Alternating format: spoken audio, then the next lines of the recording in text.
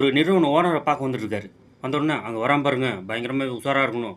இல்ல பந்தய கட்டி ஜெயிச்சுருவோம்" அப்படின்னோம். "அப்படியா? சரி வரட்டும் பார்த்துக்கலாம்" அப்படின்னு சொல்லியிருக்காரு அந்த ஓனர். "என்னப்பா பந்தயம் கட்டி எல்லாரும் பயங்கரமா ஜெயிக்கிறியாமே" அப்படின்றோம். "ஆமா உங்க மேலயும் ஒரு பந்தயம் கட்டட்டுமா?" அப்படின்னு. "அப்படியா? சரி கட்டு பார்க்கலாம்" அப்படின்னு. "உங்க முதுகுல ரூ. 1 சைஸுக்கு ஒரு மச்சம் இருக்குங்க" அப்படின்னு. "அதெல்லாம் கிடையாதப்பா.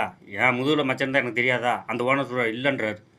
"இல்லங்க பந்தயம் கட்டிக்கலாம்" அப்படின்னு. "அப்போ எவ்வளோ கட்டலாம்?" ரூ. 500 500 குடுத்து பந்தயம் கட்டிட்டாரு. சரி சட்டைய கழட்டுங்கன்னு. சட்டைய கழட்டும்போது பார்த்தா மச்சான் இல்ல. மச்சான் இல்லன்னா சரி கொண்டா ரூ. 500 கொண்டு வந்து வாங்கிட்டாரு. ரூ. 500 வாங்கினோன்னே, "உனக்கு என்ன எ வருத்தமா இல்லையா? ரூ. 500 போச்சு" அப்படின்னு சொல்லி கேட்டிருக்காரு. நான் எதுக்குங்க வருத்தப்படணும்? எனக்கு ரூ. 9,500 லாபம் அப்படின்னு. "என்னது? ரூ. 9,500 லாபமா? எப்படி?" அப்படின்னு. "உங்க வேலைக்காரங்கள்ட்ட பந்தயம் கட்டிட்டு தான் வந்திருக்கேன். உங்க கண் முன்னாடியே பாருங்க உங்க ஓனர சட்டைய கழட்ட வைக்கிறேன்" அப்படின்னு சொல்லி பந்தயம் கட்டிட்டு தான் வந்திருக்கேன். 50 பேர்கிட்டயும் தலைக்கு ரூ. 200ன்னு பந்தயம் கட்டியிருக்கேன் அப்படின்னு சொன்னார்.